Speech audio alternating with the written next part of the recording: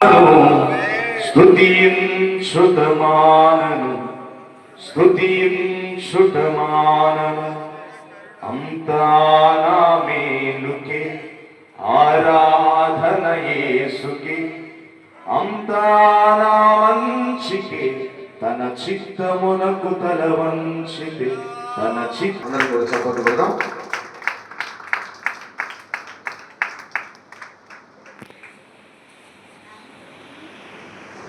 దేవుని నామములు గాక. నన్ను ఆహ్వానించిన సేవకులు మాస్టర్ నెహమ్య గారికి, వారి సంఘానికి, సంఘ పెద్దలకు, పరిచయం చేసిన బ్రదర్ గోపిచంద్ గారికి, ముఖ్యంగా ప్రభు ఆయన ఇచ్చిన అవకాశాన్ని బట్టి దేవునికి మహిమ చెల్లిస్తా ఉన్నాను. సజీవులు లెక్కించి మరొక మంది మీ మధ్యలో నిలబెట్టి మరి ఈ రీతిగా మీ అందరితో మాట్లాడడానికి ప్రభు ఇచ్చిన కృపను బట్టి కూడా దేవునికి మహిమ. గత రాత్రి క్షేమకరమైన ప్రయాణం దయచేశారు, సురక్షితంగా భద్రపరిచారు. సో ప్రభు నేను కార్పొరేట్లో జాబ్ చేస్తున్నప్పుడు నన్ను ప్రభు పిలిచి ఫుల్ టైం మినిస్ట్రీకి రమ్మన్నారు. సో నేను చాలా వ్యతిరేకించాను స్టార్టింగ్లో, నేను రానన్నాను. ఎందుకంటే ఒక లైఫ్ స్టైల్కి అలవాటు పడ్డాను. నెల తిరగంగానే జీతం వచ్చేది. మరి అటువంటి జీతం ఉన్నతమైన స్థితిలో ఉన్నాను నేను అప్పుడు. మరి అంత జీతం వదులుకొని కార్పొరేట్ జాబ్ వదులుకొని రమ్మంటే కష్టం కనిపించింది. నేను 6 నెలలు పోరాడాను ప్రభుత్వం, నేను రానున్నాను. కానీ ఆయన చాలా విషయాలు నేను చెప్పిన తర్వాత చివరిగా ఆయన అన్న మాట ఏంటంటే, జీతం మీద ఎట్లా బతకాలో నేర్చుకున్నావు, కృపలో ఎట్లా బతకాలో నేర్పిస్తాను బయటికి రన్నాను. ఆ మాట కారణం లేక నేను లోబడ్డాను. వచ్చిన 2-3 సంవత్సరాలు కష్టతరమైన పరిస్థితులు ఉంటున్నాయి. మరి ప్రభు నమ్మదగినవాడు. అలాగే ఆ ప్రభు నన్ను లేవనెత్తి అనేక చోట్ల వాడుకుంటున్న విధానం బట్టి వందనాలు. హైదరాబాద్లో మాకు 2 బ్రాంచెస్ ఉన్నాయి. అబ్దుల్లాపూర్ పట్ల ఒక బ్రాంచ్ ఉంది, మల్కాజ్గిరి ప్రాంతంలో ఇంకో బ్రాంచ్ ఉంది. మరి అక్కడ 2 చోట్ల ప్రభు సువార్త కార్యక్రమాలు సంఘం నడిపేయడానికి ఇస్తున్న కృపను బట్టి నేను ధన్యత తెలియజేసుకుంటున్నాను. ఈరోజు మీతో ఏం మాట్లాడాలని గత రాత్రి ఆలోచిస్తూ ఉన్నాను, ప్రార్థన చేస్తూ ఉన్నాను. ప్రభు కొన్ని విషయాలు నాతో మాట్లాడినవే నేను మీకు చెప్పాలనుకుంటున్నాను. అయితే నాకన్నా ఒక ప్రత్యక్షత ఏంటంటే, నేను పెద్దగా అరవను, ఎక్కువగా సౌండ్ చేయను. కానీ సీరియస్ టాపిక్ అయితే చాలా మృదువుగా చెప్పడానికి ప్రయత్నిస్తాను. నేను ఒకసారి హౌసన్న మినిస్ట్రీస్ వాడు నన్ను 3 రోజులు మీటింగ్స్ ఉన్నాయి, రావాలి గారిని పిలిచారు. వాళ్ళ దగ్గర వెళ్ళినప్పుడు అంటే నాకు కుదిరింది కదా, ఒకటే పూట ఐ వాజ్ ఏబుల్ టు ఒకటే సెషన్ నేను తీసుకోగలుగుతాను, నేను ట్రావెలింగ్ చేస్తున్నానండి అని చెప్పాను. సరే అన్నారు వాళ్ళు. అక్కడ వెళ్ళిన తర్వాత వాళ్ళకి వాక్యం చెప్పిన తర్వాత ఫస్ట్ అక్కడ ఉన్న అయ్యగారు వచ్చి నన్ను కౌగిలించుకుని ఆయన అన్న మాట ఏంటంటే, మా సంఘంలో ఇప్పటి వరకు అడగకుండా చెప్పింది మీరు ఒక్కటే అండి అని చెప్పారు. సో అట్లాగే దేవుడు నాకు ఇచ్చిన ప్రభావం అనుకుంటాను. నెమ్మదిగా మాట్లాడారు. మంచిది. మనమందరము అంత్యకాలంలో రావాలని ఎంతమంది తెలుసు? అంత్యకాలంలో జీవిస్తున్నాము కదా. సువార్తలో ఏవైతే ప్రభు చెప్పాడో అంత్యకాలంలో ఏమేమి జరుగుతాయని అవన్నీ మనము కళ్ళారా మన కళ్ళ ముందు జరగడం చూస్తున్నాం. ప్రకటన గ్రంథంలో రాయబడిన హెచ్చరికలన్నీ కూడా మన మధ్యలో ఇప్పుడు జరుగుతున్నాయి, అన్నీ మనం చూస్తాం. ఈ అంత్య దినాల్లో జీవిస్తున్న మనము ఏ జాగ్రత్తలు వహించాలి, ఆ విషయం నేను మాట్లాడదామని ఈరోజు సిద్ధపడొచ్చాను. ప్రభు అంటున్న మాట ఒకసారి చూద్దాం. లూకా సువార్త 17వ అధ్యాయము 32వ వచనం. లూకా సువార్త 17వ అధ్యాయము 32వ వచనం. లోతు భార్యను జ్ఞాపకం చేసుకున్నది. ఇది ఎవరన్నారు ఈ మాట? సాక్షాత్తు ప్రభు అన్నాడు. యేసు ప్రభు ఈ లోకంలో జీవిస్తున్నప్పుడు ఆయన ఒక వ్యక్తిని చూపిస్తూ, ఒక స్త్రీని చూపిస్తూ ఆమె గురించి మాట్లాడుతూ ఉంటున్నాడు. లోతు భార్యను మీరు జ్ఞాపకం చేసుకున్నది. దానికి ముందున్న వచనాలు మనం కనుక చదువుకుంటే అంత్య దినాల్లో ఏ రీతిగా ఉంటుందని కొన్ని విషయాలు ఆయన చెప్తూ నోవాహు కాలంలో ఉన్నట్టుగా ఉంటుంది, లోతు కాలంలో ఉన్నట్టుగా ఉంటుందని ప్రస్తావిస్తారు. అయితే ఈరోజు మనం నేర్చుకోవాల్సిన విషయం ఏంటంటే, నోవాహు జీవితంలో లోతు జీవితంలో ఉన్న వ్యత్యాసం ఏంటి? ఇద్దరు అంత్య దినాల్లో వాళ్ళిద్దరిని పోల్చాడు ప్రభు. ఆ ఇరువురు కుటుంబంలో ఉన్న వ్యత్యాసం ఏంటి? లోతు భార్యని ఎందుకు జ్ఞాపకం చేసుకోమన్నాడు?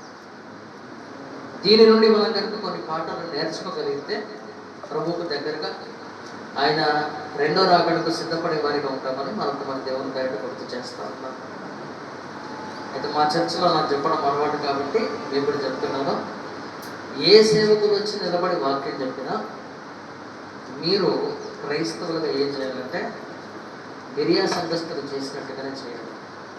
అపోస్తలుల కార్యంలో రాయబడి ఉంటాం కదా, బెరియా సంఘస్థులు పౌలు శీలలు బోధించినవి ఆ ప్రకారం ఉన్నవో లేవో అని వాక్యమును పరిశోధించు వచ్చి రాసుకుంటారు. ఏ సేవకులు వచ్చి నిలబడ్డా, ఏ సేవకులు చెప్పినా సేవకులు చెప్పారు కాబట్టి నమ్మకండి. మేము ఏదైతే బోధిస్తున్నామో అది వాక్యానుసారంగా ఉందో లేదో గమనించి, వాక్యానుసారంగా ఉంటే మీ లైఫ్కి మీరు అప్లై చేసుకొని దాని ప్రకారంగా ముందుకు సాగడానికి సిద్ధపడాలి. కానీ చాలాసార్లు చాలామంది క్రైస్తవులు మోసపోయేది ఎక్కడ అంటే, ఎవరో సేవకులు చెప్పారు కాబట్టి వాళ్ళు కరెక్టే చెప్పుకుంటారని నమ్మేస్తారు. నమ్మకండి. నేను మా సంఘంలో కూడా చెప్పే మాట అదే. నేను మీ సేవకుడిని కాబట్టి మీకు చెప్తున్నాను కాబట్టి మీరు నమ్మకండి. నేను చెప్తున్నవి వాక్యంలో ఉన్నాయా లేవా, ఆ రీతిగానే ఉన్నాయా లేవా మీరు పరిశీలించి మీరు తెలుసుకున్న తర్వాత మీ జీవితానికి దాన్ని అప్లై చేసుకోవాలి. దాని ప్రకారం నడవడానికి మీరు సిద్ధపడాలి. అయితే ఈరోజు మనం నేర్చుకోయే విషయాలు ఏంటంటే, మొదట నోవాహు కుటుంబము లోతు కుటుంబంలో ఉన్న వ్యత్యాసం ఏంటో చూద్దాం. ఈరోజు ఇక్కడ కూర్చున్న మనము ఏ కుటుంబానికి సంపాదిస్తాం అంటే ఎవరిలాగా నడుచుకోవడానికి మనం సిద్ధపడుతున్నాము? మన నడవడిక నోవాహు కుటుంబం లాగా లోతు కుటుంబం లాగా ఒకసారి మనం పరిశీలించుకోవాలి. పరిశీలించుకుంటే మనము ఎక్కడున్నామో ఈ వాస్తవికత మనకు తెలుస్తుంది. అయితే దానికి ముందు ఒక మాట నేను చెప్పాలనుకుంటున్న విషయం ఏంటంటే, తెలుగు విషయంలో నన్ను కొద్దిగా మన్నించాలి. ఎందుకంటే నాకు తెలుగు రాదంటే తెలుగు వాడినే, తెలంగాణ వాడినే, కానీ చదువుకున్నంత ఇంగ్లీష్ మీడియం కాబట్టి ఇంగ్లీషే ఎక్కువ అలవాటు నాకు. కానీ నేను సేవలో వచ్చిన తర్వాత తెలుగు నేర్చుకున్నాను కాబట్టి నేను మాట్లాడుతున్నప్పుడు అక్కడిక్కడ నేను పొరపాటు ఉంటే మన్నించాలి కదా. Okay, you should overlook that. మంచిది. ఈరోజు మనము నోవాహు జీవితము, నోవాహు కుటుంబము, లోతు కుటుంబం ఉన్న వ్యత్యాసం మనము తెలుసుకుందాం. దేవుడు ఇరువురు కుటుంబాలకు ఆయన కృప చూపించాడు. ఇరువురు కుటుంబాలను కృప చూపించి వారిని దేవుడు లేవనెత్తి నడిపిస్తున్నాడు. కానీ ఒకరు ఆయన కృపగా భావించి, ఒక దీవెనగా భావించి నడిచారు. ఇంకో కుటుంబము చూపిన కృపను బట్టి ఆయన కృప మాకు తోడైందిలే, మేము ఏదైనా చేయొచ్చు అన్నట్టుగా వెళ్ళలేదు. ఈ రెండు కుటుంబాలకు ఉన్న వ్యత్యాసం.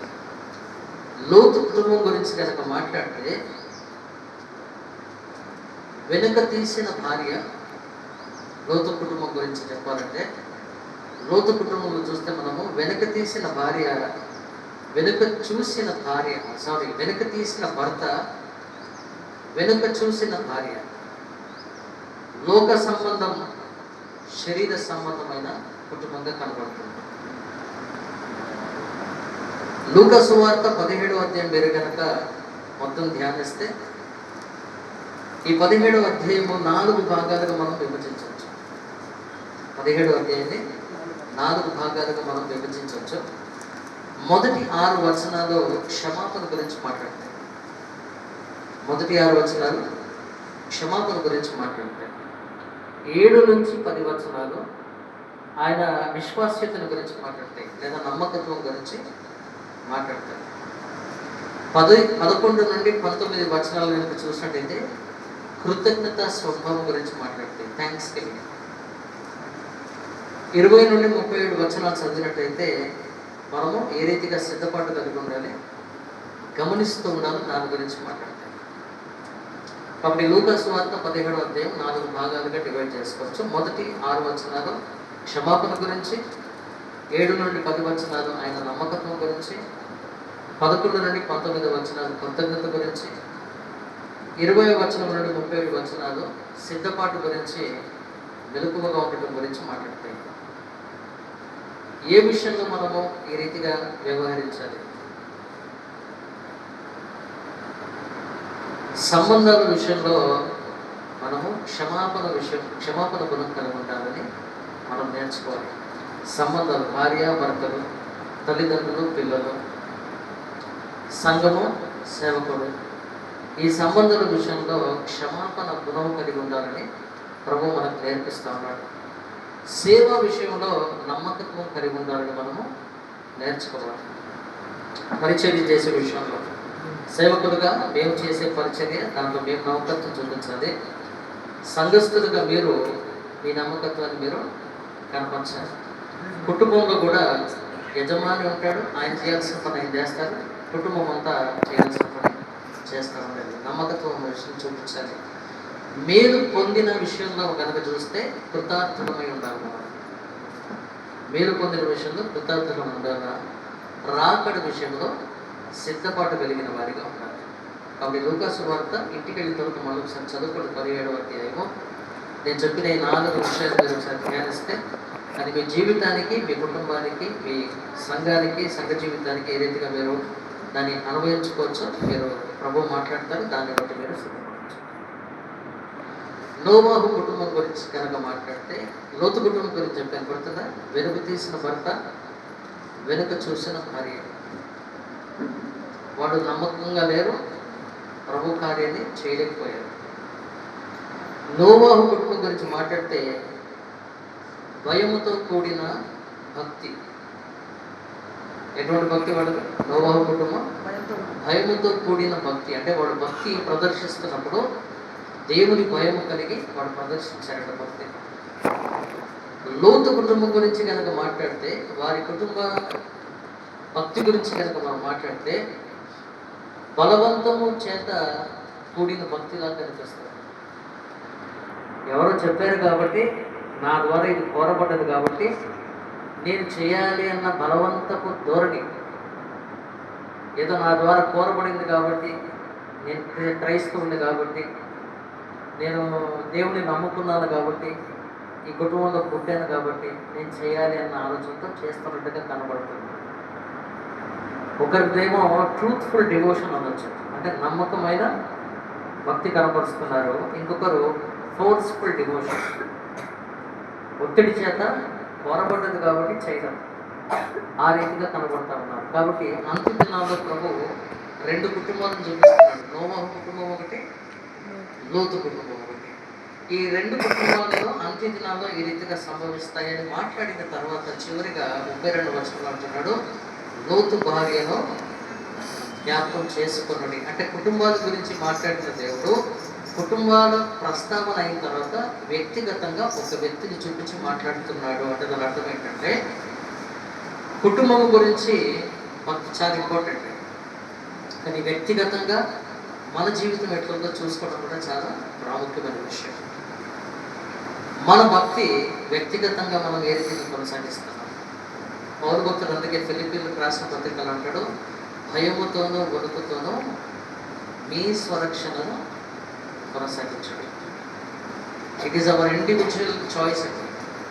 నేను భక్తిని ఏ రీతిగా ప్రదర్శిస్తున్నానో, ఎందుకంటే దేవుడు తీర్పు తీర్చినప్పుడు వ్యక్తిగతంగానే చూస్తాడు. అందుకని లూకా సువార్తలో ఉపమానంలో మనం చదువుకుంటాము. ఒక ద్రాక్ష తోట యజమాని ద్రాక్ష తోటకు వచ్చాడట. కానీ ద్రాక్ష గెలలు చూడడానికి రాడు. ద్రాక్ష తోటలో నాటబడిన అంజూరపు చెట్టును చూడడానికి వచ్చాడు. ద్రాక్ష గెల దేనికి సూచన అంటే, ద్రాక్ష గెలలు ఎట్లా ఉంటాయి? ఒక కొమ్మకు చాలా పళ్ళు ఉంటాయి కదా, అది దేనికి సూచన అంటే కుటుంబానికి, సంఘానికి సూచన. కొన్నిసార్లు ద్రాక్ష గెలలో కొన్ని పాడైపోయినవి ఉంటాయి, కానీ పైన ఉన్నవన్నీ బాగున్నాయి అనుకోండి, మనం మోసపోయి తీసుకుని వెళ్ళిపోతాం, అవునా? కానీ అంజూరపు చెట్టు ఒక వ్యక్తికి సూచన, ద్రాక్ష గెల కుటుంబానికి, సంఘానికి సూచన. అంటే సంఘంలో ఉన్న వాళ్ళందరూ 50%, 60% బాగున్నారు, 40% బాగాలేకపోయినా సంఘం ఆశీర్వదింపబడుతుంది. కుటుంబంలో 4, 5 ఉన్నారు, 5లో 3 భక్తి కలిగి ఉన్న, మిగతా 2 భక్తి లేకపోయినా కుటుంబం ఆశీర్వదింపబడుతూనే ఉంటుంది. కాబట్టి కుటుంబాన్ని చూడడానికి ప్రభు కొన్నిసార్లు రాడు, వ్యక్తిగతంగా నన్ను పరిశీలించడానికి వస్తాడు. అంజూరపు చుట్టూ చూడడానికి అట్లాగే వచ్చాడట. దాన్ని చూశాడు, ఫలము లేదని తోటమాలిని పిలిచి అంటున్నాడు, నాన్న 3 సంవత్సరాలు అయింది, కాపులు వేయట్లేదు, టైం వేస్ట్ అవుతుంది, భూమి సాధన కూడా వేస్ట్ అవుతుంది, ఒక పని తిని మరికి. ఈ సంఘంలో ఉన్న వాళ్ళందరూ ధన్యులు. ప్రభు చెప్తున్న మాట ఎందుకో తెలుసండి, 2 అంజూరపు చెట్లు కనబడతాయి మీకు బైబిల్లో. ఒక అంజూరపు చెట్టు రోడ్డు మీద ఉంటుంది, ఒక అంజూరపు చెట్టు తోటలో ఉంటుంది. రోడ్డు మీద ఉన్న అంజూరపు చెట్టు దగ్గరికి ప్రభు వెళ్ళాడు ఫలము కోరుతూ. దాంట్లో ఫలము లేదట. నువ్వు ఇంకెన్నడూ ఫలింపకుందువుగాక అన్నాడు అంతే. సాయంత్రం వాడు తిరిగి వచ్చేసరికి ఏం జరిగింది? వేడుతో సహా ఎండిపోయిందంట. శిష్యులు చూసి ఆశ్చర్యపోతున్నారు, ప్రభు ఏంటి ఎట్లా జరిగింది? ఇక్కడ తోటలో ఉన్న చెట్టు, అంజూరపు చెట్టు, ఇది కూడా ఫలించట్లా. యజమాని అంటున్నాడు దీన్ని నరికి అని, కానీ అక్కడ ఒక తోటమాలి ఉన్నాడు. ఆ తోటమాలి బతుకులాడుతున్నాడు. ఏమనంటున్నాడు ఆయన? అయ్యా కొంచెం సమయం ఇవ్వండి, ఇంకో సంవత్సరం చూద్దాం, ఏదో ప్రయాసపడతాను, నేను బాగు చేయడానికి, ఫలభరితం ఉండడానికి నేను ఏదో చేస్తాను, నెక్స్ట్ ఇయర్ రాకపోతే మీ ఇష్టం, ఏమైనా చేయండి. ఈ సంఘంలో ఉన్న వారు ధన్యులను ఎందుకున్నారంటే మీకు అడ్డుపడే నాయకులు ఉన్నారు. అలాగే వ్యక్తిగతంగా మీ జీవితాలను కనుక ప్రభు పరిశీలిస్తే, ఆ పరిశీలనలో మీకు కనుక ఫలము లేనట్టు కనపడితే, ప్రభు మీతో మాట్లాడండి, జాగ్రత్తగా వినండి మాట. ప్రభు మీతో మాట్లాడుతాడు, మీ సేవకులతో మాట్లాడతాడు. ఈ ఫలానా కుటుంబం గురించి ఏంటి పరిస్థితి? వాళ్ళకి ఫలం లేదే. ఈ ఫలానా వ్యక్తి గురించి పరిస్థితి ఏంటి? ఫలం రావట్లేదే. వాడు ఒంటరి ప్రార్థన, ఏకాంత ప్రార్థన చేస్తున్నప్పుడు మీ కొరకు విజ్ఞాపన చేస్తాను, ప్రభు వాడి సంగతి ఇంకొక సమయం నేనేదో చేస్తాను. కానీ వాడికి అందుబాటులో వాడి మాట వినే జాబితాలో ఉన్న సంఘ సభ్యులను బట్టి దేవుడికి మనం చేస్తాం. అలాగే సేవకుని మాట విన్నవాడు ఎప్పుడు ఎక్కడ కూడా చెడిపోడు. సేవకుని గౌరవించేవాడు. ఎబ్రీ పత్రిక 13వ అధ్యాయం చదువుకోండి, దాంట్లో రాసి ఉంటుంది, మీ పైన ఉన్న నాయకులు మీ ఆత్మలకు లెక్క అప్పగించాలి కనుక వారికి కష్టపెట్టకుండా వారి మాట వినడానికి రాసి ఉంటుంది. కాబట్టి ఆ రీతిగా మీకు ఒక దైవ సేవకులు ఉన్నారు, ఆ సేవకులు మీకు కట్టుబడుతున్నారు అనే విషయం మీరు గమనించారు. తోటలో ఉన్నవారు ధన్యులు, వాడు కట్టుబడి నాయకులు ఉంటారు. తోటలో లేని వాళ్ళు చాలా దుస్థితి వాళ్ళు. ప్రభు ఒక మాట సెలవిస్తే చాలు, ఎప్పుడేమవుతుందో తెలియదు. కాబట్టి సంఘానికి, కుటుంబానికి అంట కట్టుబడి ఉండాలి. ఈరోజు మనం చూస్తున్న విషయం అదే. కానీ వ్యక్తిగతంగా మన జీవితాలు ఎట్లా ఉన్నాయి? ప్రభు కుటుంబాల గురించి మాట్లాడిన ప్రభు కుటుంబాలు ప్రస్తావన చేసిన తర్వాత వ్యక్తిగతంగా ఒక స్త్రీ గురించి మాట్లాడుతూ ఉంటున్నాడు, లోతు భార్యను జ్ఞాపకం చేసుకోండి. ఈరోజు మన సబ్జెక్ట్ అదే. లోతు భార్యను జ్ఞాపకం చేసుకోమన్న ప్రభు నీ వ్యక్తిగత జీవితం ఒకసారి పరిశీలించుకోమని నీతో నాతో మాట్లాడతాను. లోతు భార్యను ఎందుకు జ్ఞాపకం చేసుకోవాలండి? ఆమెలో ఉన్న ప్రత్యక్షత ఏంటి? ఆమె చాలా గొప్పదా? మాదిరికరమైన జీవితమా? కాదు. కానీ ఎందుకు గుర్తు చేసుకోమన్నాడు తెలుసా? ఆమె జీవితం నుండి కొన్ని పాఠాలు నేర్చుకోవడానికి ఈరోజు ప్రభు నీతో నాతో మాట్లాడించుకుంటున్నాడు. అలాగే 2 కుటుంబాల గురించి చెప్తున్నాడు. నోవహు కుటుంబము, లోతు కుటుంబము. ఇద్దరిలో వ్యత్యాసం చూసాము. ఒకరేమో ఫెయిత్ఫుల్ డివోషన్, ఇంకోరు ఫోర్స్ఫుల్ డివోషన్. మీ కుటుంబ పరిస్థితి ఈరోజు ఏ రీతిగా ఉందో మీరు ఒకసారి పరిశీలించుకోండి. మీ భక్తి ప్రభువుని ప్రేమించి ప్రదర్శిస్తున్నారా? ఆయనను మీరు విశ్వాస్యతతో ప్రదర్శిస్తున్నారా? భక్తి చేస్తున్నారా? లేదా నేను క్రైస్తవ కుటుంబంలో పుట్టాను కాబట్టి నేను ఏదో చేయాలి కాబట్టి చేస్తున్నారా? అంటే నేను హైదరాబాద్లో, కొంచెం తెలంగాణలో కూడా మాట్లాడుతూ ఉంటాను. నేను మా సంఘంలో చెప్తున్నాను, తూతూ కొందరు ప్రార్థన నడవు.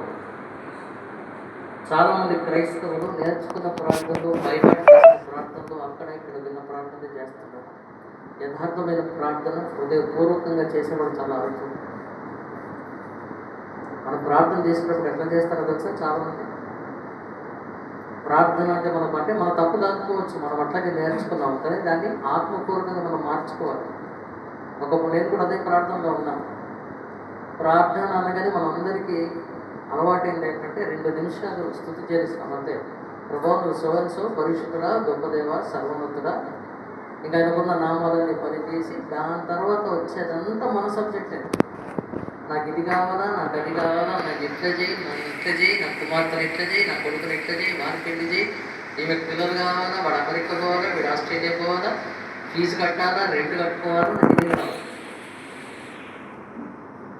ప్రభు మనల్ని ఎట్లా చూస్తాడో తెలిసిందే, పెద్ద చిప్ప పడుకొని పోయిన వాళ్ళని చూస్తున్నాడు. దేనికి వెళ్తున్నారు? ప్రార్థనకి, ప్రభు సన్నిధికి, వ్యవస్థల కొరక, ఆయన మహిమపరచడానిక. తప్పు మనకు దాచిపోయిండొచ్చు, మనకు అట్లనే నేర్పించబడింది కనుక అదే చేస్తాం. ప్రభువు నేర్పిన ప్రార్థనలు కూడా మధ్యలో ఎక్కడ వస్తుంది? మనదిన ఆహారం నేడు మాకు దయచేసి మనకు ఒక్కపాడే. కానీ దానికి ముందు ఏమంటాడు? పరలోకమందున తండ్రి ఎవరి ద్వారా పరిశుద్ధపరచబడాలి? నా ద్వారా. ఆ సబ్జెక్ట్ మర్చిపోయాడు. నీ రాజ్యము ఎక్కడికి రావాలా? ఎవరి ద్వారా రావాలా? నా ద్వారా ఈ లోకానికి రావాలా అని మర్చిపోయాడు. నీ చిత్తము పరలోకమందు నెరవేర్చబడినట్టు భూమి యందు నెరవేర్చును. ఎవరి ద్వారా? నా ద్వారా. ఇది మర్చిపోయినాం మనం. ఈ సబ్జెక్ట్స్ అన్ని మర్చిపోయి కేవలం మనం ఏం చేస్తున్నాం అంటే చిలక పలుకులు పలికినట్టుగా ప్రార్థన అయిపోగానే చాలా మంది చాలా సంఘాలు చెప్తారు పరలోకమందున మా తండ్రి, అది ఒక బైహాట్ అయిపోయింది. అది కాదు ప్రభు కోరేది. ప్రభు కోరేది ఏంటంటే మీ కుటుంబం వ్యవస్థ ఎట్లుంది? మీ కుటుంబ వ్యవస్థ క్రైస్తవ కుటుంబంలో మీరు ఉన్నారు, క్రైస్తవులుగా జీవిస్తున్నారా? భక్తిపూర్వకంగా ఉన్నారా? మీ భక్తి ఎట్లా ప్రదర్శిస్తున్నారు? ప్రేమపూర్వకంగా ప్రదర్శిస్తున్నారా? విశ్వాస్యతతో ప్రదర్శిస్తున్నారా? దేవుడు చేసిన మేలును బట్టి ప్రదర్శిస్తున్నారా? ఆయన పరిశుద్ధుడు కాబట్టి నన్ను కూడా పరిశుద్ధుడుగా ఉండమన్నాడని ఆ రీతిగా పరిశుద్ధతను కొనసాగడం చేస్తున్నాను. లేదా లోతు కుటుంబంలాగా అబ్రహాము దేవుడిని నమ్మాడు కాబట్టి లోతు అబ్రహాము చూసి నమ్మాడు, నమ్మే ఆయన నడుస్తున్నాడు. కానీ అబ్రహాము చుట్టాన్ని కాబట్టి నేను యెహోవా దేవునికి సంబంధించి అన్నట్టుగానే జీవిస్తున్నాడు. కానీ ఎక్కడ కూడా దేవుని మాట వినట్లా. సొంత పెత్తనాలే, ఆయన సొంత ఆలోచనలే, ఆయనకి ఇష్టం ఉన్న ప్రవర్తనే, దేవుణ్ణి అడిగి చేసే ఆలోచన కానీ ఏది కూడా లోతు జీవితంలో లేదు. మన కుటుంబాలు ఏ రీతిగా వ్యవహరిస్తున్నాయి ఒకసారి ఆలోచించి దాని తర్వాత వ్యక్తిగతంగా ఇప్పుడు పర్సనల్ లైఫ్ మీద ఫోకస్ చేస్తాం. లోతు భార్యను జ్ఞాపకం చేసుకోండి అన్నాడు. ఎందుకు జ్ఞాపకం చేసుకోవాలి లోతు భార్యని? ఏ ఏరియాస్లో మనం లోతు భార్యని జ్ఞాపకం చేసుకోవాలి? జ్ఞాపకం చేసుకొని మనం ఏం నేర్చుకోవాలి ఆమె దగ్గర నుంచి? ఈ విషయాలు మనం నేర్చుకోవడానికి ప్రయత్నిద్దాం. మొదటి సవాలు, ఎందుకు జ్ఞాపకం చేసుకోమన్నాడు ఆమెని అని కనుక ఆలోచిస్తే, ఆయన జ్ఞాపకం చేసుకోమనడానికి రెండు విషయాలు ఉన్నాయి. రోమీయులకు రాసిన పత్రిక 15వ అధ్యాయం 4వ వచనం చూడండి ఒకసారి. రోమీయులకు రాసిన పత్రిక 15వ అధ్యాయం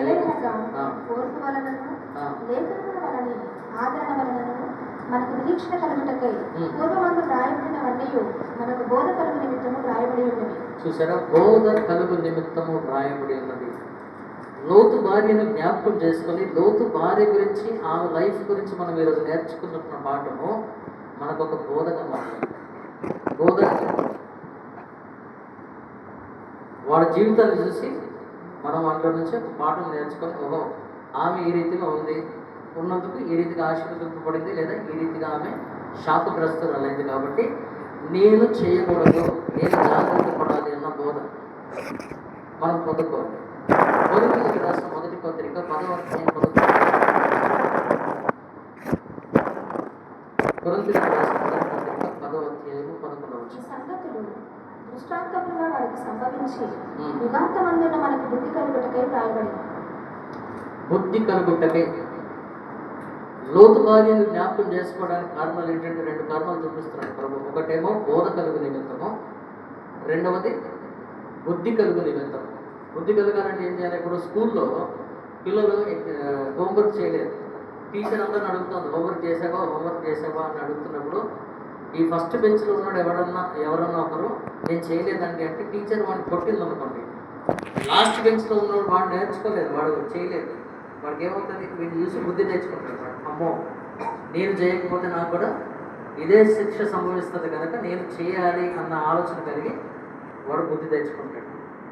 బోధ కలుగు నిమిత్తము మీకు బుద్ధి వచ్చిన నిమిత్తము ప్రభు లోతు భార్యను జ్ఞాపకం చేసుకుని సెలవిస్తున్నాడు. బోధ అంటే నేను ఇక్కడ రాసుకున్నది ఏంటంటే, నేర్చుకున్న వాళ్ళు బాగుపడతారు. బోధింపబడ్డప్పుడు నేర్చుకున్న వాళ్ళు బాగుపడతారు, బాగుపడని వాడు బాగుపడతాడు. ఈరోజు ఇక్కడ బోధింపబడుతుంది, నేర్చుకున్న నిమిత్తం బోధింపబడుతుంది. మనం నేర్చుకుంటే దేవునికి స్తోత్రం, నేర్చుకోకపోతే మనకు ఆత్రం. ఎక్కడికి పోవడానికి ఆత్రం? నరకం వైపు పోవడానికి మనం ఆత్రపడుతున్నట్టు అర్థం. కాబట్టి బోధింపబడుతున్నప్పుడు నేర్చుకున్నవాడు ధన్యులు, నేర్చుకుని వాళ్ళు బాధపడతారు. జాగ్రత్త. బుద్ధి గురించి కనుక మాట్లాడితే నేర్చుకున్న వాళ్ళు వృద్ధిలోకి వస్తారు. అంటే క్రమక్రమంగా వాళ్ళు ఆశీర్వదింపబడతా ఉంటారు. నేర్చుకొని వారు రద్దయిపోతారు, నామోనిషం లేకుండా వాడు పాడైపోతారు. కాబట్టి ఇక్కడ మనకు బోధ బుద్ధి కలుగు నిమిత్తము ప్రభు లోతు భార్యను జ్ఞాపకం చేసుకోమని సెలవిస్తున్నారు.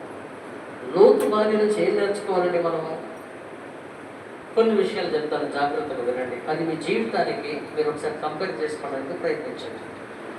లోతు అబ్రహాము సంబంధం, అవునా? లోతుకి వివాహమైనప్పుడు లోతు భార్య అబ్రహాము కుటుంబంలో చేర్చబడింది, అవునా? ఎందుకంటే అబ్రహాము ఒక తండ్రి లాంటి వాడు లోతుకి, అంటే ఈమెకు మామ వరుస. ఆ కుటుంబంలో చేర్చబడ్డ లోతు భార్య అబ్రహాము కుటుంబంలో చేర్చబడినందుకు ధన్యురాలుగా తనకు అవకాశం ఇవ్వబడింది ధన్యత పొందుకోవడానికి. ఎందుకండి అంటే ఈ లోకంలో చూడండి,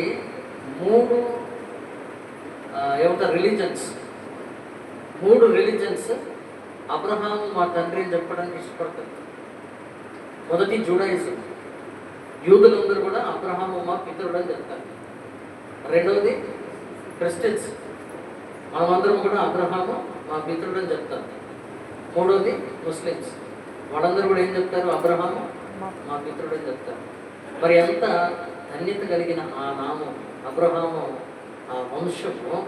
ఆ వంశంలో చేర్చబడ్డ ఏమి లోతు భార్య. ఆమెకున్న ధన్యత, మొదటి ధన్యత ఆమెకున్నది ఏంటంటే అబ్రహాము దేవుని స్నేహితుడు అని పిలువబడ్డాడు. ఎవరు పిలువబడ్డాడు? దేవుడే సాక్షాత్తు చెప్తాడు అబ్రహాం గురించి, అబ్రహాము నా స్నేహితుడు అని.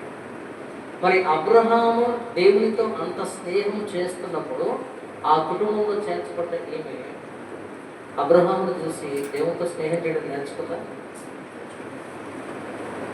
అబ్రహాము దేవునితో సన్నిహితంగా గడుపుతున్న సమయము, దేవునితో మాట్లాడుతున్న సమయము. అబ్రహాం గురించి మీరు కనుక ఆదికాండం చూస్తే ఆయన గురించి రాయబడ్డది ఏంటో తెలుసా? యెహోవా దర్శించిన ప్రతి చోట ఆయన అబ్రహాము దేవునికి బలిపీఠము కట్టాను. అవునా కదా? బలిపీఠం దేంతో కడతారు? రాళ్ళతో కడతారు. అంటే సాలిడ్ స్ట్రక్చర్ దేవుడి కోసం కడుతున్నాడు. ఈయన గురించి రాయబడ్డది ఏంటో తెలుసా? అబ్రహాము యెహోవా కనిపించిన ప్రతి చోట, దర్శించిన ప్రతి చోట బలిపీఠము కట్టెను, తన కొరకు గుడారము వేసుకొనెను. అంటే గుడారం దేంతో వేస్తారు? పేదతో వేస్తారు కదా. టెంపరీ స్ట్రక్చర్ తన కోసము, పర్మనెంట్ దేవుడి కోసం చేస్తున్నాడు. దేవుని స్నేహితులకున్న ఒక లక్షణం, దేవునికి అంత ప్రాధాన్యత ఇస్తున్నాడు కాబట్టి దేవుని స్నేహితుడుగా పిలువబడ్డాడు. ఈరోజు క్రైస్తవులుగా మనం దేవునికి ఇచ్చే విలువ ఎంత? ఈరోజు క్రైస్తవులుగా మనం దేవునికి ఇచ్చే ఆ మర్యాద ఎంత, ప్రాధాన్యత ఎంత? మీరు మలాకి గ్రంథంలో చదివితే అక్కడ ప్రభువు అంటాడు, అరే నేను మీ యజమానినైతే నాకు రావాల్సిన మర్యాద ఏది? నేను మీ తండ్రినైతే నాకు రావాల్సిన ఆ హోదా ఏది? ఈరోజు ప్రభు ఇక్కడ కూర్చున్న మనందరితో మాట్లాడుతున్న మాట, దేవుడు మా దేవుడు, యేసు ప్రభు మా దేవుడు అండి, మేము క్రైస్తవులు నేను చెప్తున్నాము, ఆయన ప్రాధాన్యత ఇస్తున్నాము, ఆయనకి ఇవ్వాల్సిన విలువ ఇస్తున్నామా, ఆయనకి ఇవ్వాల్సిన మర్యాద ఇస్తున్నామా, ఆయనకి ఇవ్వాల్సిన పొజిషన్ మనం ఇస్తున్నామా? నేను ఈ ఒక్క సంఘం గురించి వేరే సంఘం గురించి కాదండి, మొత్తం క్రిస్టియానిటీ గురించి మాట్లాడుతున్నాను. సంఘము 10 గంటలకు స్టార్ట్ అవుతుంది, నేను 8కి వస్తాము. సంఘము 9:30కో 10 గంటలకు అనుకుందాం. ఏ టైంకి రావాలి యాక్చువల్గా? సమయానికి రావాలి కదా. కానీ మనం ఏ టైంకి వస్తాం? వస్తారులే, అందరూ వస్తారు, మళ్ళీ పోదాం మనం అంటాం కదా. ప్రాధాన్యత ఇస్తున్నట్టు నేను మా సంఘంలో ఎప్పుడు గుర్తు చేసే మాట, ఈ సండే లేదా నెక్స్ట్ సండే మీరు చెక్ చేయడం ఏంటి? 9:30 అంతేనండి? 9:30కేనా? సంఘము 9:30కి స్టార్ట్ అవుతుంది. ఈ సండే కాదు, నెక్స్ట్ సండే 9:30కు చర్చలో ఉండాలని మీకు ఇప్పుడే తెలుసు కదా. 6 రోజుల గ్యాప్ ఉంది కదా. 6 రోజులలో కూడా మీరు సిద్ధపడి 9:30కు నెక్స్ట్ సండే రాకపోతే, అంటే నెక్స్ట్ సండే టైంకి రావడానికి సిద్ధపాటు లేకపోతే, ప్రభు ఎప్పుడు వస్తున్నాడో తెలియని దానికి నేను సిద్ధపడుతున్నాను అంటే నమ్మశక్తిగా కదా. నేను ఏనట్లేదండి, వేరే అంటున్నాను. నేను క్రైస్తవులుగా మన పని ఏంటి? నేను రెండో రాకడికి సిద్ధపడాలి కదా. అందుకని ఈరోజు నేర్చుకుంటున్నాం, లోతు భార్యను జ్ఞాపకం చేసుకుంటాను. ఇప్పుడు లోతు భార్య దగ్గర ఉన్న ప్రాబ్లం ఏంటంటే, అబ్రహాము కుటుంబంలో చేర్చబడింది. అబ్రహాము దేవుని స్నేహితుడు. అబ్రహాము దేవునితో ఏ రీతిగా స్నేహం చేస్తున్నాడో చూస్తుంది. కానీ ఆయనను అనుకరించడానికి, ఆయన నుంచి నేర్చుకోవడానికి నయా పైసా కూడా ఈమె నుంచి ఏ ఎఫర్ట్ లేదు. విశ్వాసులకు తండ్రి ఎవరు? అబ్రహాము. ఆయన దగ్గర విశ్వాసం నేర్చుకుందా? సరే, స్నేహం చేయడం నేర్చుకోలేదు, ప్రభుత్వ సన్నిహితంగా గడపడం నేర్చుకోలేదు. సరే, ఆయన విశ్వాసులకు తండ్రి, ఆయన విశ్వాసం ప్రదర్శిస్తున్నాడు, అదన్నా నేర్చుకోవట్లేదు. విశ్వాసము విషయంలో శూన్యం. ఇప్పుడు మనకి నేను మా సంఘంలో చెప్పే మాట, మీ అందరికీ గుర్తు చేస్తున్నమాట, మీ నాయకులు, మీ సేవకులు ఉన్నారు, వారు ప్రభుత్వ సన్నిహితంగా సమయం గడుపుతారు. వారి దగ్గర నుంచి మీరు నేర్చుకున్నది ఏంటి? ఆ రీతిగా ప్రభుత్వ స్నేహం చేయడం నేర్చుకుంటున్నారా? పౌలు భక్తుడు అన్న మాటే బహుశా ప్రతి సేవకుడు చెప్పకపోవచ్చండి, కానీ వాడుకున్న ఆలోచన అదే. నేను క్రీస్తును పోలి నడుచుకున్నట్టుగా మీరు నన్ను పోలి నడుచుకున్నట్టు అది సేవకుడు. మాకున్న ఆలోచన, సేవకులుగా మాకున్న ఆలోచన ఏంటంటే, మేము దేవునితో సన్నిహితంగా నడుస్తున్నాం కాబట్టి సంఘ సభ్యులందరూ కూడా ఆ రీతి ఉండాలనే మా ఆశ. ఒక సేవకులకున్న భారం ఏంటో తెలుసండి. కొలస్సీలకు రాసిన పత్రిక 1:28 చూడండి ఒకసారి. కొలస్సీలకు రాసిన పత్రిక 1:28. ప్రతి మనుషుని క్రీస్తునందు సంపూర్ణంగా చేసి ఆయన ఎదుట నిలబెట్టబడనని, దేవుని ఎదుట నిలబెట్టబడనని సమస్త విధములైన జ్ఞానముతో మేము ప్రతి మనుషునికి బుద్ధి చెప్పుచు, ప్రతి మనుషునికి బోధించుచు ప్రకటించుచున్నాము. ఎందుకు ప్రకటిస్తున్నాం? ప్రకటించడానికి మా పని ఏంటి? మా బాధ్యత ఏంటి? అప్పగింపబడిన వారిని ఏ రీతిగా అయినా సంపూర్ణులుగా చేసి దేవుని ఎదుట ఒక రోజు నిలబెట్టవలన బాధ్యత. ఆ బాధ్యత క్రమంలో మేము చేసేది ఏంటంటే, మేము మర్యాదగా ఉంటాము, మేము దేవునికి నమ్మకం ఉంటాము, మేము దేవునితో స్నేహం చేస్తాము, మేము దేవుని ఎడల విశ్వాసత కలిగి ఉంటాము. మీరు కూడా అట్లాగే ఉండాలని కోరుతాం. కానీ సేవకుల దగ్గరికి వస్తారు చాలామంది, వాళ్ళ దగ్గర నుంచి నేర్చుకుంటారు. సేవకుల విశ్వాసాన్ని మనం నేర్చుకోవాలి. విశ్వాసం నేర్చుకోవడానికి ప్రభు ఇంత మంచి మందిరం ఇచ్చాడు మనకి. ప్రతి ఆదివారం ఇక్కడికి వస్తున్నాం, వాక్యాలు వింటున్నాం. విశ్వాసంలో దృఢపడుతున్నారా? విశ్వాసంలో బలపడుతున్నారా? విశ్వాసంలో ఎదుగుతున్నారా? నాకు ఆశీర్వాదాలు కావాలండి, నేను వృద్ధి చెందాలని, మా కుటుంబం ఆశీర్వదింపబడాలని కోరికలు ఉన్నాయి. కానీ యోహాను రాసిన పత్రిక 3వ పత్రికలో ఏమంటాడు? ప్రియుడా, ఆత్మలో వర్ధిల్లుచున్న కొలది అన్ని విషయాల్లో వర్ధిల్లి నువ్వు సౌఖ్యం ఉండాలని నీ కొరకు ప్రార్థన చేస్తున్నానంటాడు. మీరు అన్ని విషయాల్లో వర్ధిల్లి సౌఖ్యంగా ఉండాలంటే మొదట ఆత్మ విషయంలో మీరు వర్ధిల్లాలి. ఆత్మలో మీరు వర్ధిల్లాలంటే దేవునితో స్నేహం చేయడం నేర్చుకోవాలి, విశ్వాసం ఉండడం నేర్చుకోవాలి. ఆ విశ్వాసత మనకుందా? నేర్చుకుంటున్నామా? తనకు అవకాశాలు ఇవ్వబడ్డాయి. లోతు భార్యకు దేవునితో స్నేహం చేయడానికి అవకాశాలు ఇవ్వబడ్డాయి. ఏ రోజు కూడా నేర్చుకోవడానికి ప్రయాసపడ్డాయి. ఈరోజు మనకు అవకాశాలు ఇవ్వబడుతున్నాయి. నేర్చుకుంటున్నామా? దేవుడికి దగ్గర అవ్వడానికి, దేవునితో స్నేహం చేయడానికి, ఆ స్నేహబంధంలో ఉండడానికి ఒక పర్సనల్ రిలేషన్షిప్ ఉందా మనకి? ఏకాంత ప్రార్థన, ఏకాంత సమయము, వాక్య ధ్యానంలో సమయం గడుపుతున్నారు. ఈ రోజులలో అందరికీ ఉన్న కంప్లైంట్ ఒకటే, ఏంటో తెలుసండి, టైం లేదు brother, we're busy, we're busy, మేము చాలా బిజీగా ఉన్నాం. దేవుని కొరకు సమయం తీసుకుని వారు, సమయం కేటాయించిన వారు ఎంత బిజీ ఉన్నా కూడా, వాడు ఎంత సంపాదించినా కూడా ఒక మాట గుర్తు చేసుకోవాలి. సువార్తలలో ప్రభు ఉంటాడు, ఈ లోకమంతా సంపాదించుకొని ఈ ఆత్మను కోల్పోతే లాభం. What is the use? ఈరోజు దేని కొరకు ప్రయాసపడుతున్నాం, ఏదేదో సంపాదించుకోవడానికి ప్రయాసపడుతున్నాం, ఇవన్నీ శూన్యం అండి. ప్రభు సన్నిధిలో చిన్నపిల్లలకు ఒక పాట నేర్పిస్తారు సండే స్కూల్లో. ఎంతమందికి తెలుసో నాకు తెలియదు. ఏసు లేని జీవితం పెద్ద సున్నా తెలుసా మీకు? డింగటక్క డింగటక్క డింగటక్క అని నేర్పిస్తారు. అంత కూడా నేర్పిస్తారా? దాంట్లో ఏమంటారంటే, ఎంతెంత గొప్పవాడివైనా, దావీదు వంటి మ్యూజిక్ చేసిన, ఆఫరింగ్లు ఎన్నో ఇచ్చుకున్న యేసు లేని జీవితం పెద్ద సున్నా. ఆ యేసుని స్నేహించడానికి, ప్రేమించడానికి, విశ్వాసత కలిగి ఉండడానికి దేవుడు ఎన్నో అవకాశాలు ఇస్తున్నాడు మనకి. ఈ అవకాశాలు మనం సద్వినియోగం చేసుకుంటున్నామా? మొదటిగా లోతు భార్యకు అవకాశం ఇవ్వబడింది స్నేహించడానికి, సద్వినియోగం చేసుకోలే. విశ్వాసత కలిగి ఉండడానికి ఆమెకి అవకాశం దొరికింది. ఎగ్జాంపుల్ ఎవరు లేరండి, ఎక్కడి నుంచి నేర్చుకోవాలంటే లేదు ఆమెకి. ఎందుకంటే విశ్వాసులకు తండ్రి ఇంట్లో ఉండాలి. నేర్చుకోవడానికి అవకాశాలు చాలా ఉన్నాయి ఆమెకి, కానీ ఏ రోజు కూడా ప్రయాసపడలేదు. ప్రభు మనకు అవకాశాలు ఇస్తుంటే మనము విశ్వాసత నేర్చుకుంటున్నామా? Have you learn to be faithful to the lord? ఎట్లా ఉండాలంటే, నేను నమ్మకంగానే ఉంటాను బ్రదర్ అని మనం అనొచ్చు. చిన్న విషయాలు ప్రభు కోరే, ఆ విషయాలు మీరు నమ్మకంతో చూపిస్తున్నారా? ఆ విశ్వాసతలో ఒక విషయం నేను చెప్పేది, సంఘానికి సమయం వస్తున్నారా? సంఘంలో ఉన్న బాధ్యతలు చేపడుతున్నారా? సంఘానికి కావాల్సిన అవసరత విషయంలో మీరు నమ్మకంగా ఉన్నారా? ఇవన్నీ పక్కన పెడితే మనకిచ్చిన పిలుపు ఏం పిలుపు అండి?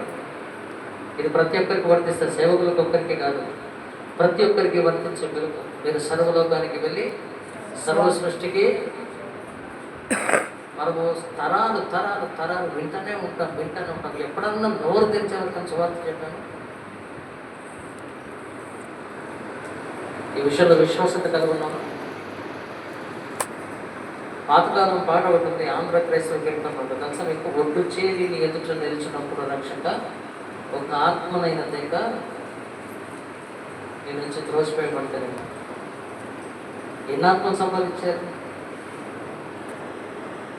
అంటే, ఆత్మలు సంపాదించే పని మాస్టర్ గారిది కదండి. చాలామంది మాట్లాడతారు. నేను మా సంఘంలో అడిగే ప్రశ్న మిమ్మల్ని అడుగుతున్నాను, గొర్రెలు గొర్రెలు నింతాయా, గొర్రెల కాపరి గొర్రెలు నింతాడా? గొర్రెలు గొర్రెలు నింతాయా, గొర్రెల కాపరి గొర్రెలు నింతాడా? గొర్రెలు గొర్రెలు నింతా. మీరు మాట్లాడట్లేదు. సంఘములో సభ్యులను ఎవరు తీసుకురావాలా? సంఘ కాపరా, సంఘస్థులా? బాధ్యత ఎవరిది? అర్థమవుతుందా? So when you are not doing your duty, మనకు అప్పగింపబడిన పని మనం చేయకపోతే విశ్వాసత కలిగి ఉన్నట్టేనా? ఈరోజు ప్రభు మాట్లాడుతున్నాడు, చెవి గల వారు వెందరు కాక. ఆమేన్. ఆమేన్. ఆమేన్. ఒకసారి మన బాధ్యతలు గుర్తు చేస్తున్నాడు ప్రభువుని స్నేహించడానికి. ఒకప్పుడు అబ్రహాం కాలంలో బైబిల్స్ లేవండి, సంఘాలు ఇట్లాగా సంఘ కూడికలు లేవు, బైబిల్ స్టడీ లేవు, ప్రార్థన కూటాలు లేవు వాళ్ళకి. ఆయన కూడా వాళ్ళు విశ్వాసాలుగా ఉన్నారు. ఆయన కూడా ప్రభువుని ప్రేమించగలిగారు, ప్రభుత్వ స్నేహం చేయగలిగారు. మనకి ఈరోజు అన్ని అవకాశాలు ఉన్నాయి, మనకి ఎక్కడ కూడా చెప్పడం సాకులు లేవు. అంటే వాళ్ళకి అట్లా ఉన్నాయి బ్రదర్, వాళ్ళకి అన్నీ ఉన్నాయి కాబట్టి వాళ్ళు చేయగలిగారండి, మాకు ఆ అవకాశాలు లేవంటారు. లేవు, వాడుకున్న అవకాశాల కంటే 3 రెట్లు ఎక్కువ ఉన్నాయి మనకు అవకాశాలు. కానీ అయినా మనకున్న ప్రాబ్లం ఏంటో తెలుసా? సాకులు. మనకున్న ప్రాబ్లం ఏంటో తెలుసా? సాకులు. We give more excuses. ఈరోజు ప్రభు అడుగుతున్నాడు, లోతు భార్యను ఎందుకు జ్ఞాపకం చేసుకోమంటున్నాడు తెలుసా? స్నేహించడానికి సమయం ఉంది, అవకాశాలు ఉన్నాయి. స్నేహించడానికి, విశ్వాసాన్ని కలిగి జీవించడానికి, విశ్వాసం నేర్చుకోవడానికి అవకాశాలు ఉన్నాయి. పెద్దలు ఉన్నారు, మాదిరి ఉన్నారు, నేర్చుకోలేదు. అబ్రహాం కుటుంబము క్రమం కలిగిన కుటుంబం. మూడో విషయం చెప్తున్నాను, అబ్రహాం కుటుంబము క్రమము కలిగిన కుటుంబం. ఎందుకో తెలుసండి, అబ్రహాం యొక్క 318 మంది అలవర్చబడిన వారు ఉన్నారని వాక్యం సెలవిస్తుంది. అలవర్చబడిన వారు అంటే క్రమశిక్షణ కలిగిన వారు, అన్ని విషయాలలో నేర్పు కలిగిన వారు. లోతు కుటుంబము చెరపట్టబడ్డప్పుడు, ఆ సొదొమ గొమొర్రా రాజు మీదకి వేరే రాజులు దాడి చేసేవాళ్ళని చెరపట్టుకొని వెళ్ళినప్పుడు, అబ్రహాము తన ఇంట్లో ఉన్న 318 యవనస్తులు అలవర్చబడిన వారిని తీసుకుపోయి వాళ్ళని తీసుకొచ్చాడు. రాష్ట్రం క్రమశిక్షణ. అబ్రహాం ఎప్పుడు యుద్ధాలు చేయలేదు, తన ఇంటి దగ్గర ఉన్న మనుషులకు యుద్ధ విద్య ఏంటో నేర్పించాడు. ఏ రీతిగా కత్తి పట్టుకోవాలి, ఏ రీతిగా నువ్వు చేయాలి. నార్మల్గా వస్తుంది అంటారా? ఏమి ఎప్పుడు తెలియనోడికి సడన్గా కత్తిచ్చి ఫైటింగ్ చేయాలంటే చేస్తాడా? వాడు యుద్ధం చేయగలిగారంటే దాని అర్థం ఏంటి? ప్రాక్టీస్ చేస్తున్నారనే కదా ప్రతిరోజు. అలాగా ఇప్పుడు మనము క్రైస్తవులుగా పోరాటంలో ఉన్నామన్న సంగతి ఎంతమందికి తెలుసు? ఎఫ్ఎస్సి పత్రిక 6వ అధ్యాయంలో 12వ వచనంలో ఏమంటాడు పౌలు భక్తుడు? మనము పోరాడేది శరీరులతో కాదు, ప్రధానులతోనూ అధికారులతోనూ అంధకార సంబంధ లోకనాథులతో దురాత్మ సమూహములతో పోరాడుచున్నాము. మరి పోరాటంలో మనము విద్య కలిగి ఉండాలన్న ఆలోచన ఎంతమంది కలిగి క్రైస్తవులకి? నువ్వు ఏ రోజు ప్రాక్టీస్ చేయకపోతే ఎట్లా చేస్తావు? నువ్వు పోరాటం ఎట్లా చేస్తారు? మీరు పోరాటం అంటే నేర్చుకోవట్లేదు, అసలు మీకు ఇంట్రెస్ట్ లేదు, ఎందుకండి మాకు అంటున్నారు. చూడండి, ఈ స్థితులు ఉన్నాయి కాబట్టి మీకు ఆపద రాగానే మొదట సేవకులు గుర్తొస్తారు. మీరు ఫోన్ చేసి అయ్యగారు ఇంట్లో ఉంది, అట్లా ప్రార్థన చేయండి అంటారు. సేవకులతో ప్రార్థన చేయించుకోవడం తప్పకుండా నేను అనట్లేదు. వాడు మీకు నాయకులు కాబట్టి మీ విషయాలు ప్రభు వాడితో మాట్లాడతారు కాబట్టి వాడు ప్రార్థన చేసుకుంటే మీకు విడుదల కలుగుతుంది. Very good. కానీ మీ కుటుంబాల గురించి ప్రార్థన ఎవరు చేసుకోవాలి? మొదట తల్లిదండ్రులు అడుగుతున్నారు, మీ పిల్లలకి జ్వరం వచ్చినప్పుడు మొదట చేతులు ప్రార్థన మీరు చేస్తారా? అలవాటు ఉందా మీకు? That's your duty. చేయాలి. మనం మర్చిపోయాం. ఎందుకంటే మనకు విద్య లేదు, నేర్పు లేదు, డిసిప్లిన్ లేదు మనకి. ప్రతిరోజు ఉదయకాలము ప్రార్థనతో ఆరంభించాలి. ఈ డిసిప్లిన్ ఎంతమంది కొన్ని వందరా? ఉన్నవారిని బట్టి దేవుడికి లేని వారిని నేర్చుకోవాలి. అవకాశాలు ఇవ్వబడ్డాయి, మన చేతుల్లో బైబిల్స్ ఉన్నాయి, వాక్యం ఉంది. ప్రతిరోజు లేదు, నువ్వు ప్రార్థన చేసుకొని, నువ్వు వాక్యం చదువుకొని క్రమశిక్షణలో ఉండాలన్న జ్ఞానం ఎవరుకుంటారు? లోతు భార్యకి అబ్రహాం కుటుంబంలో 3వ విషయం నేర్చుకోవడానికి ఉన్నది ఏంటో తెలుసా? క్రమశిక్షణ నేర్చుకోవడానికి ఆమెకు అవకాశాలు ఉన్నాయి, కానీ ఏ రోజు కూడా క్రమశిక్షణ నేర్చుకోలేకపోతాం. అందుకని లోతు భార్యను జ్ఞాపకం చేసుకోమంటున్నాను. మనకు అవకాశాలు ఇవ్వబడుతున్నాయి. ప్రతిరోజు ఉదయం రాత్రి పడుకునేటప్పుడు రేపటికి ఆలోచిస్తాం కదా, పొద్దున్న లేచి ఏం చేసుకుందాము, పొద్దున్న లేచి ఏమనుకున్నాము. కొంతమంది లేడీస్కి అయితే రాత్రి అంతా నిద్ర పడ్డారు, పొద్దున్న ఏం చేయాలో అర్థం కాదు. టెన్షన్కి పొద్దున్న 5 గంటలకు లేవాలన్న బాధకి 11 గంటల నుంచే వాళ్ళకి టెన్షన్ స్టార్ట్ అవుతుంది. నేను చెప్పింది కరెక్ట్ అండి, లేడీస్ అందరూ చెప్పాలి. అవును కదా? ఎందుకు ఈ టెన్షన్స్ మనకి అంటే, బికాస్ వీఆర్ నాట్ ష్యూర్. అయినా కూడా రేపు మనం బతుకుతామో లేదా గ్యారెంటీ ఉందో మనకి, కానీ రేపటి గురించి చింత. అందుకనే ప్రభు రాశాడు, ఏనాటికీడు ఆనాటికి చాలు, రేపటి గురించి చింతించొద్దు, సుఖంగా ఉన్నట్టు మనకు చేత కాదు. క్రమశిక్షణ నేర్చుకోవడం మనకు చేత కాదు. సరే, ఉదయకాలం లేసేమో దేవుడి కృపను బట్టి నేను ఇంకా సజీవులు లెక్కింపబడ్డానని ప్రార్థనతో ఆరంభిస్తారా? ఆయన సహాయం కోరుతారా? వాక్యం చదువుకుంటారా? వాటిని బట్టి దేవునికి వందనాలు. మిగతా వాళ్ళందరూ యవనస్తులు ప్రాముఖ్యంగా పొద్దున లెగడం ఎట్లా చేస్తారో తెలుసా? ఈ రోజుల్లో అందరూ కళ్ళు కూడా తెరవం. ఏం వెతుకుతుంటారు చెప్పాలి. బై ఛాన్స్ మీ చేతికి అందలేదు అనుకోండి, ప్రాణం పోయినంత పని దిగ్గున వేసి షీట్ అంతా తీసి వెతుకుతా ఉంటుంది. సెల్ ఫోన్ దొరికినాక అప్పుడు మనశ్శాంతి. మీ బైబిల్ ఎప్పుడు అన్నట్టు పొద్దున్న లేచినంత కళ్ళు అసలు అవి అనుమతించవు చూడడానికి, ఆయన కూడా బలవంతంగా చూస్తూ ఉంటారు నాకు ఓపెన్ చేసి. బైబిల్ ఎప్పుడన్నా అట్లా చదివారా? క్రమశిక్షణ నేర్చుకోవడానికి ప్రభు అవకాశాలు ఇస్తున్నాడు, సమయం ఇస్తున్నాడు, చూపునిచ్చాడు, జ్ఞానాన్ని ఇచ్చాడు, జీవాన్ని ఇచ్చాడు. You have everything that you need, no excuses. నీకు సాకులు చెప్పడానికి ఎక్కడ కూడా అవకాశం లేదు. ప్రభు ఇవ్వాల్సినవన్నీ నీకు ఇచ్చాడు, కానీ క్రమశిక్షణ నేర్చుకోవడానికి నువ్వు సిద్ధపడుతున్నావా? సంఘాన్ని కూడా ఇచ్చాడు క్రమశిక్షణ నేర్చుకోవడానికి. ప్రతి ఆదివారం ఉదయకాలం ఈ టైం నుంచి ఈ టైం వరకు ప్రభు సన్నిధితో గడపడం, ఆ విషయంలో కూడా మనకు క్రమశిక్షణ లేదు. చాలా సంఘాలలో క్రైస్తవులకు క్రమశిక్షణ లేదు.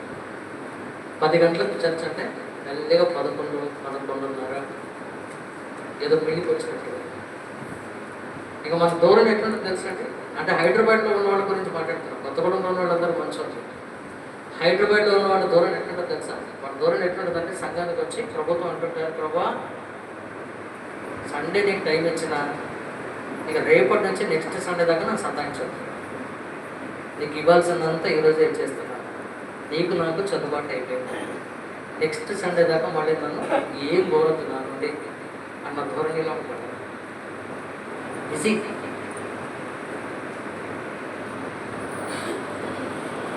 తెలుగులో ఒక సామెత ఉంది, శాతగానానికి మాటలు ఎక్కువ, చందన రూపాయికి గీతలు ఎక్కువ. క్రైస్తవులు అందరూ అట్లాగే తయారవుతున్నారు ఈరోజు. అందుకనే ప్రభు లోతు భార్యను జ్ఞాపకం చేసుకోవచ్చు. అలాగే స్నేహించడానికి సమయం ఉంది, అవకాశాలు ఉన్నాయి, స్నేహితుని కుటుంబంలో ఉంది, స్నేహించడానికి నేర్చుకోవాలి. విశ్వాసులకు తండ్రి అయిన అబ్రహాం ఇంట్లో ఉంది, మనము విశ్వాస గృహంలో ఉన్నాం. మనం ఆమె విశ్వాసం నేర్చుకోలేదు, మన మనసుకు తెచ్చి విశ్వాసం నేర్చుకుంటున్నాము. క్రమశిక్షణ కలిగిన అబ్రహాం కుటుంబంలో ఉంది. క్రమశిక్షణ నేర్చుకోవడానికి నీకు నాకు మందిరాన్ని ఇచ్చాడు. క్రమశిక్షణ నేర్చుకుంటున్నాము.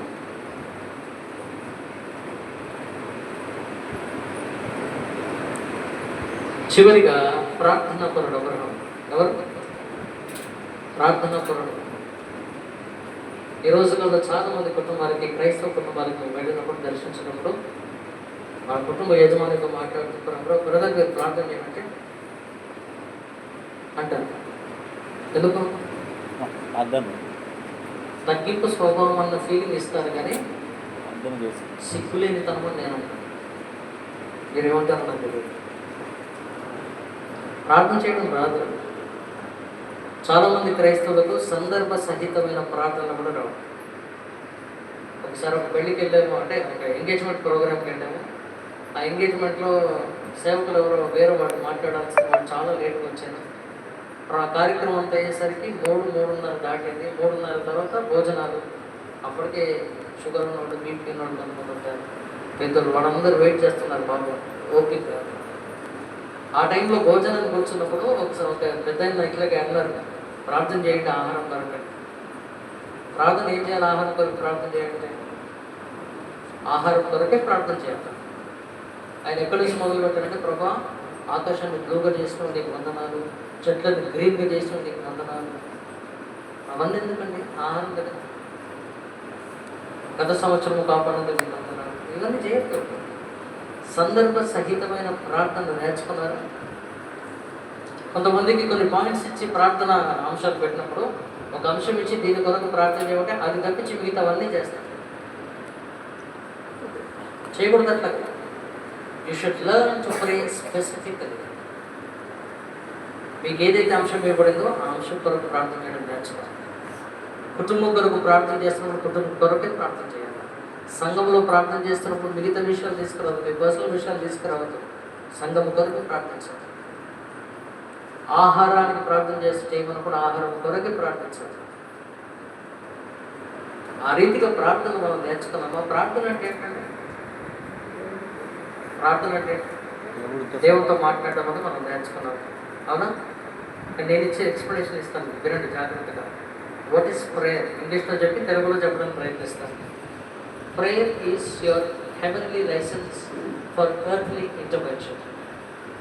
దాని అర్థం ఏంటంటే పరలోకంలో ఏదైతే జరుగుతుందో పరలోక సహాయం భూమి మీద కోరినప్పుడు పరలోకము నీ పక్షాన స్పందించి కార్యము భూమి మీద చేయడానికి అనుమతి పత్రమే ప్రార్థన.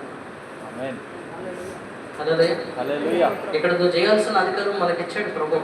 మనము సాయశక్తులు ప్రయత్నించిన తర్వాత కొన్ని విషయాలు మనతో కావు, కొన్ని విషయాలు మనతో కానప్పుడు ఏం చేస్తామంటే, ప్రభు నేను నా ప్రయత్నం చేశాను, నాకు కుదరట్లేదు, ఇది నా స్థాయికి మించింది, నా చేతిలో లేదు, నేను చేయలేను కనుక నేను నీ సహాయం కోరుతున్నాను, నువ్వు సహాయం చేయవా అని అడిగినప్పుడు పరలోకం నీ వైపు చూసుంటుంది. ఎందుకు చేయాలా? అప్పుడు ప్రార్థన ఒక లైసెన్స్ అనమాట. నువ్వు నాకు ఇచ్చిన లైసెన్స్ నా దగ్గర ఉంది ప్రభా, ఈ లైసెన్స్ బట్టి నువ్వు నాకు సహాయం చేయమని కోరినప్పుడు ఆయన స్పందిస్తాను. క్యాన్సర్లు ఎందుకు తగ్గవుతాయండి? డాక్టర్లు చేతులు ఇచ్చేసి మా చేతులు లేదండి, ఇంకా దేవుడు ఒక్కడే, ఎవరేం చేయలేరు అన్నప్పుడు క్రైస్తవులను పిలుస్తారు. ప్రార్థన చేసినప్పుడు ఎందుకు బాగవుతారు గమనించారు ఎప్పుడన్నా? ఎందుకంటే మీకు చేత కాదు కాబట్టి, మనము నిస్సహాయ స్థితిలో ఉన్నాం కాబట్టి, మనము ప్రభు పేరట మనం ప్రార్థన చేసినప్పుడు ఆయన కార్యం చేస్తాడు నీ పక్షం. ప్రార్థన అంటే అది. ఈ ప్రార్థన మనం నేర్చుకున్నామా? ప్రభు సహాయం కోరడానికి మనం ఇష్టపడుతున్నాం. ప్రభు నువ్వు నాకు ఇది చేయమా, నాకు అది చేయమా అంటాను, కరెక్టే. కానీ ప్రభు కనుక ప్రశ్నిస్తే ఎందుకు చేయాలి అని కనుక ప్రశ్నిస్తే మన ఆన్సర్ ఏంటి? ఒకసారి వరంగల్ ప్రాంతానికి వెళ్ళారు. అక్కడ ఇలాగే మీటింగ్ అయింది. మీటింగ్ అయిన తర్వాత ఒక సిస్టర్ వచ్చారు, పెద్ద రిటైర్ అయినారు. వచ్చి తను నాతో మాట్లాడుతూ ఉన్నారు.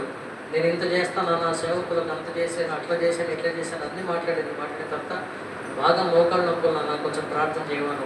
ఆమె ఎవరో నాకు తెలియదు. నేను ఇంతకుముందు ప్రతి నెలకు ఒకసారి పోయేవాడిని వరంగల్కి. ఈ మధ్యలో మానేశాను కరోనా తర్వాత. ఎవ్రీ మంత్ యూస్టుకో వచ్చేది ఆంటీ. వచ్చి ఒకసారి మోకాళ్ళ నొప్పులు బాగా నాకు ప్రార్థన చేయను అంటే, నేను ప్రార్థన చేయడానికి సిద్ధపడుతున్నా, ప్రభు నాకు ప్రశ్న అడుగుతున్నాను. నేను ఆంటీని అడిగాను, ఆంటీ ఎందుకు స్వస్థత ఇవ్వాలని ప్రభు అడుగుతున్నారు? నేను కాదు అడిగింది. మీకు ఎందుకు స్వస్థత ఇవ్వాలని అడుగుతున్నారు? మీరు నాకు చెప్పొద్దు ఆన్సర్. మీరు కూర్చొని ప్రభుత్వం మాట్లాడుకోండి, మీరు ఆన్సర్ వచ్చిన తర్వాత నేను మీకు ప్రార్థన చేస్తాను చెప్పాను. చాలా కోపం వచ్చింది నాకు నా మీద. సేవకులు అట్లా అంటారా, చేస్తారా, అసలు ఎంత, ఆయన ఏజ్ ఎంత, నా ఏజ్ ఎంత అని ఏదో మాట్లాడారు.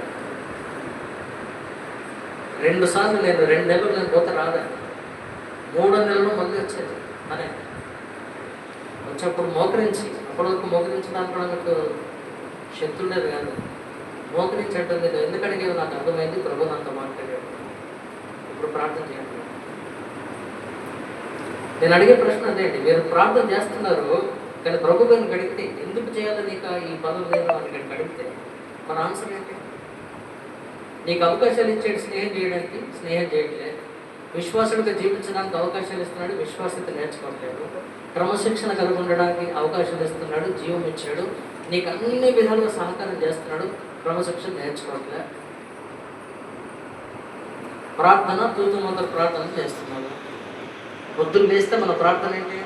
యేసు ప్రభు ట్రాఫిక్ పోలీసులకు నలవంచుంటాడు. అర్థమైందా?